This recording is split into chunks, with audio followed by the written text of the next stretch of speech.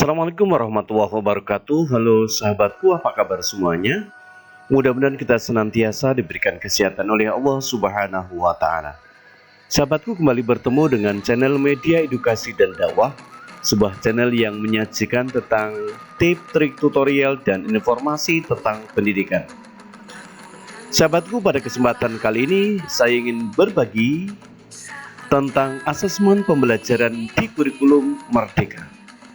Silakan simak dan tonton video ini, dan jika video ini bermanfaat untuk sahabat sekalian, mohon dukungannya dengan cara menekan tombol subscribe, like, share, dan komen. Baik sahabatku, silakan simak video selengkapnya. Pelaksanaan asesmen pembelajaran di kurikulum Merdeka. Asesmen adalah proses pengumpulan dan pengolahan informasi untuk mengetahui kebutuhan belajar, perkembangan dan pencapaian hasil belajar peserta didik. Jenis asesmen sesuai fungsinya mencakup, yaitu asesmen sebagai proses pembelajaran atau asesmen as learning. Berikutnya asesmen untuk proses pembelajaran atau assessment for learning, dan assessment pada akhir proses pembelajaran, yaitu assessment of learning. Selama ini pelaksanaan asesmen cenderung berfokus pada asesmen sumatif yang dijadikan acuan untuk mengisi laporan hasil belajar. Hasil asesmen belum dimanfaatkan sebagai umpan balik untuk perbaikan pembelajaran. Pada pembelajaran kurikulum baru atau kurikulum Merdeka, pendidikan diharapkan lebih berfokus pada asesmen formatif dibandingkan sumatif, dan menggunakan hasil asesmen formatif untuk perbaikan proses pembelajaran yang berkelanjutan. Prinsip asesmen. Asesmen merupakan bagian terpadu dari proses pembelajaran, memfasilitasi pembelajaran, dan menyediakan informasi yang holistik sebagai umpan balik untuk pendidik, peserta didik, dan orang tua agar dapat memandu mereka dalam menentukan strategi pembelajaran selanjutnya. Asesmen dirancang untuk dilakukan sesuai dengan fungsi asesmen tersebut, dengan keleluasaan untuk menentukan teknik dan waktu pelaksanaan asesmen agar efektif mencapai tujuan pembelajaran.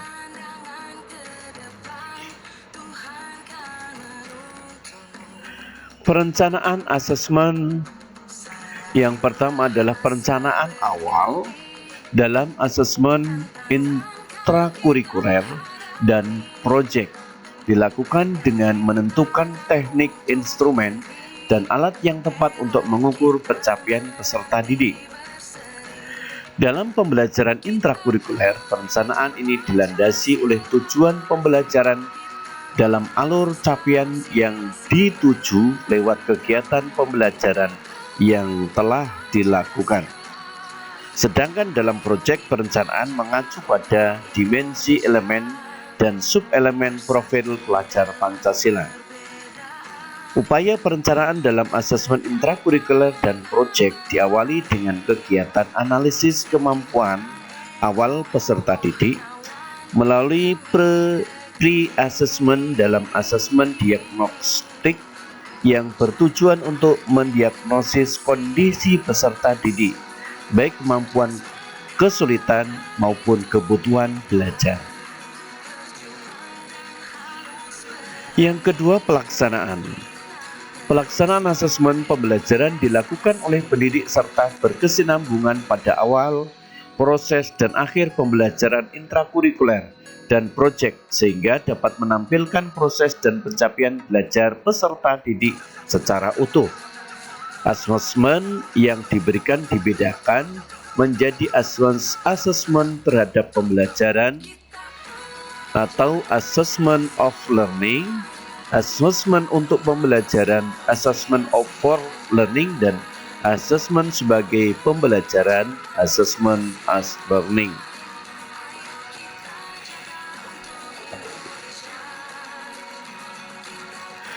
Yang ketiga, pengolahan.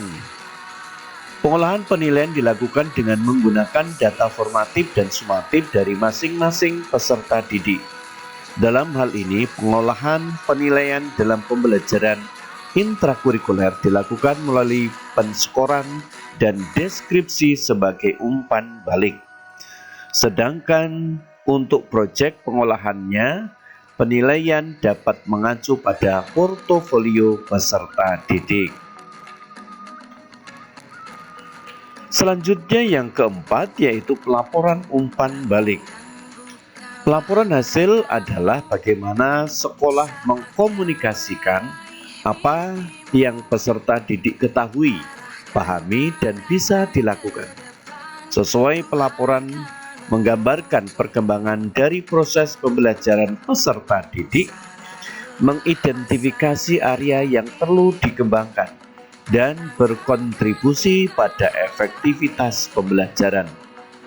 Asesmen tanpa umpan balik hanyalah nilai akhir semata. Oleh karena itu, umpan balik mempunyai peran penting dalam menerjemahkan penilaian dan memperbaiki kinerja.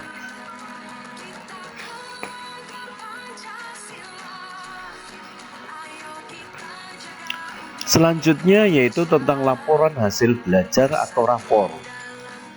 Laporan hasil belajar merupakan laporan keseluruhan dari proses dan akhir pembelajaran. Rapor atau laporan hasil belajar merupakan hasil dari analisis pendidik terhadap perkembangan belajar peserta didik. Biasanya laporan hasil belajar diberikan di akhir semester dan akhir tahun ajaran. Sekolah menentukan format laporan hasil belajar sesuai dengan kebutuhan, fungsi, nilai, dan budaya masing-masing sekolah. Yang perlu diperhatikan dalam melaporkan hasil belajar adalah yang pertama, penyertaan kriteria pencapaian dalam bentuk kalimat deskriptif. Yang kedua, menyeluruh, jujur, adil, dan dapat dipertanggungjawabkan. Dan yang ketiga, jelas, mudah dipahami oleh semua pihak. Yang keempat, laporan hasil belajar hendaknya menyertakan bukti dari pembelajaran yaitu portofolio peserta didik dan bentuk pelaporan selain tertulis seperti diskusi atau konferensi 3 arah. Dan yang berikutnya adalah menjelaskan umpan balik yang harus dilakukan berikutnya.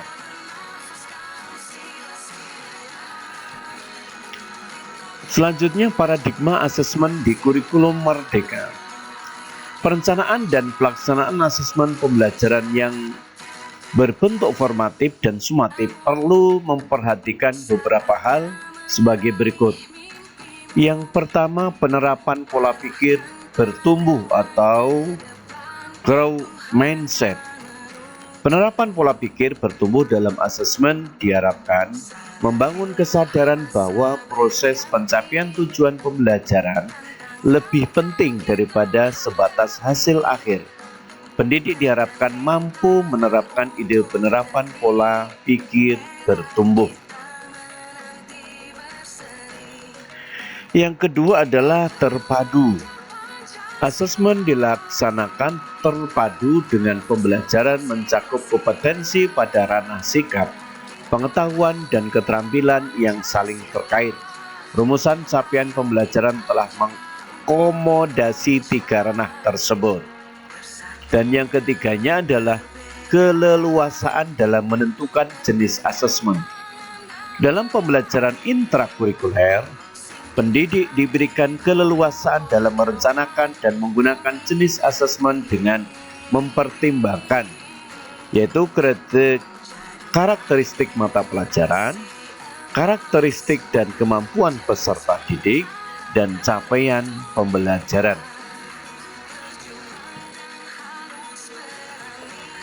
Tujuan pembelajaran serta sumber daya pendukung yang tersedia. Kemudian jenis asesmen sesuai dengan fungsinya, yaitu mencakup asesmen sebagai proses pembelajaran, asesmen untuk proses pembelajaran, dan asesmen pada akhir proses pembelajaran. Jadi ada 3, yaitu asesmen sesuai fungsinya, asesmen sebagai proses, asesmen untuk proses, dan asesmen pada akhir proses.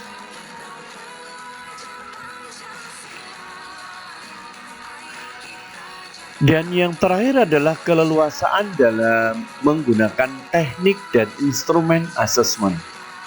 Dalam hal ini, pendidik diberikan keleluasaan dalam menggunakan teknik dan instrumen asesmen penilaian. Teknik asesmen berupa observasi, performa, tes tertulis maupun tes lisan. Sedangkan instrumen asesmen dapat berupa rubrik, eksemplar, checklist, catatan anekdotal, grafik perkembangan peserta didik.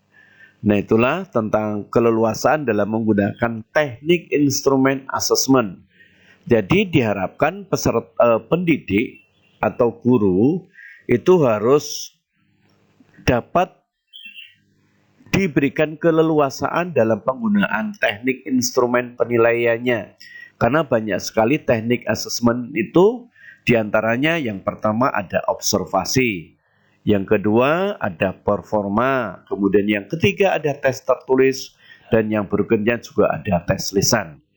Dengan instrumen asesmen tersebut atau teknik asesmen tersebut dengan berbagai teknik, diharapkan pendidik dapat benar-benar menilai secara objektif dari kemampuan peserta didik.